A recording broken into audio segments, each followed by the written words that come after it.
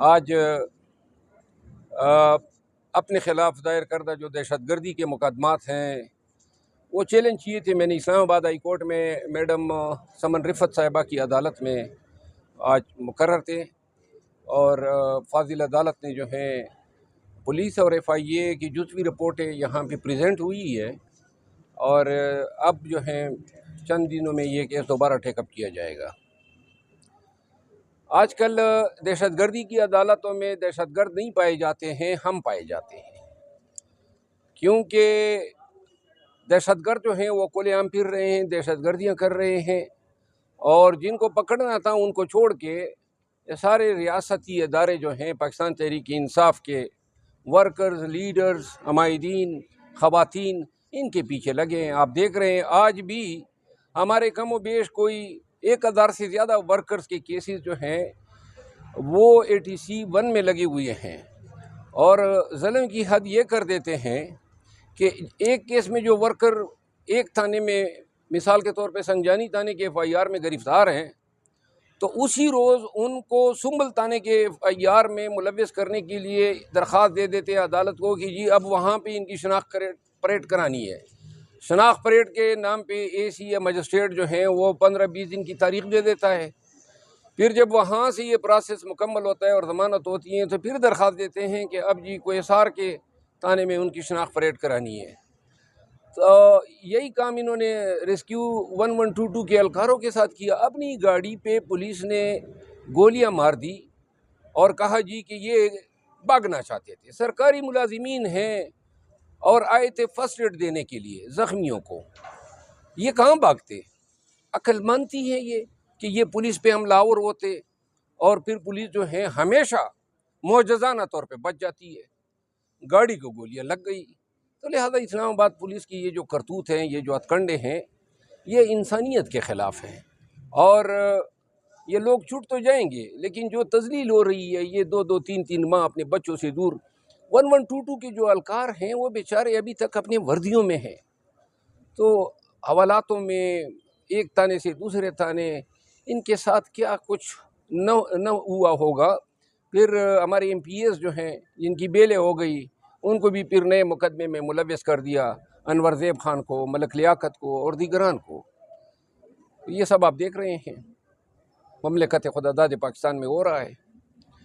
आईनी तरमीम के बाद हमारे मायनाज कबूतरबाज तो चले गए इंग्लैंड और जब काजी फ़ाइज़ ईसा चीफ जस्टिस बने तो वो तशरीफ़ ले आए। ये इत्तेफाक नहीं हो सकता है और जो ही फ़ाइज़ ईसा साहब जो हैं उसका बोरिया बिस्तर गोल हुआ तो हज़रत भी फ़ाइज़ ईसा के साथ ही रवाना हो गए। इसका मतलब ये है कि नवाज़ शरीफ का मौजूदा अब अदालती निज़ाम पे एतमाद नहीं रहा, जो एतमाद उनका काजी फ़ाइज़ ईसा की सुप्रीम कोर्ट पे था।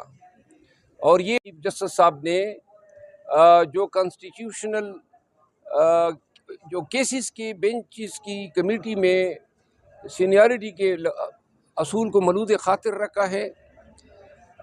ये तासुर कतईन गलत है कि पाकिस्तान तहरीक इंसाफ जो हैं वो नए चीफ जस्टिस साहब की मुखालिफ हैं। कोई हमारा इख्तलाफ ज़ाती और न कभी हमने उनके फ़ैसलों में अनाद या तासुब देखा है, ख़ुसूसन PTI के फ़ैसलों के हवाले से। ये उम्मीद हमारी ज़रूर है कि उनके पेशरो के दौर में पाकिस्तान तहरीक इंसाफ के साथ सुप्रीम कोर्ट में सौतेली माँ का बर्ताव रवा रखा गया, बल्कि काजी फ़ाइज़ ईसा का बेंच जो था या वो उसकी ज़ात वो एक प्रोसिक्यूटर का किरदार अदा कर रही थी। हमसे निशान छीनना हो या बुनियादी इंसानी हकूक़ की खिलाफ वर्जी का केस था या अगवा बराए बयान जो थे या उम्मीदवारों से जो छीना झपटी होती थी कागजात की, ये सारे केसेस उनकी अदालत में लगे थे। हमारे वकला की तौहीन करते थे, तज़हीक करते थे और ख़ान के वो ज़ाती दुश्मन बने हुए थे।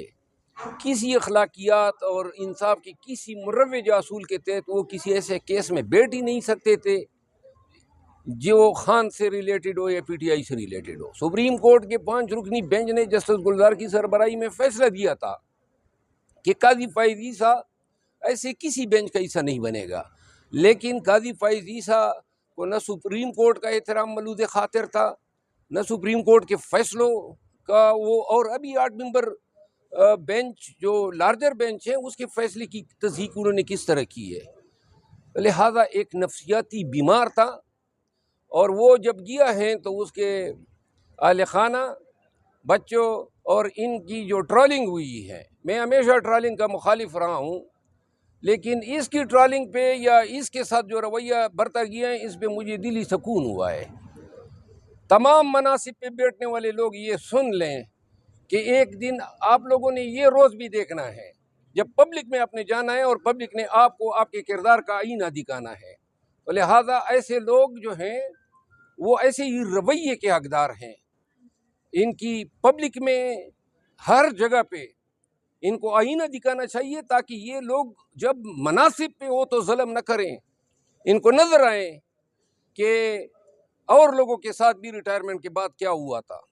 काजी फाइज ईसा के मैंने PMLN के तारड़ साहब के खिलाफ कुछ लोगों ने उसकी ट्रोलिंग की थी, मैंने इसकी मजम्मत की थी, लेकिन काजी फाइज ईसा वो शख्स जो मुनसिब के मनसब पे बराजमान था और उसने जो इंसाफ का रेप किया, जिस अंदाज में इसने बुनियादी हकूक, इंसानी हकूक और पाकिस्तान की अदालती तारीख पे जो इसने ताज़ियाने जो हैं लगाए हैं, जो सुप्रीम कोर्ट की ताकत को तोड़ा है,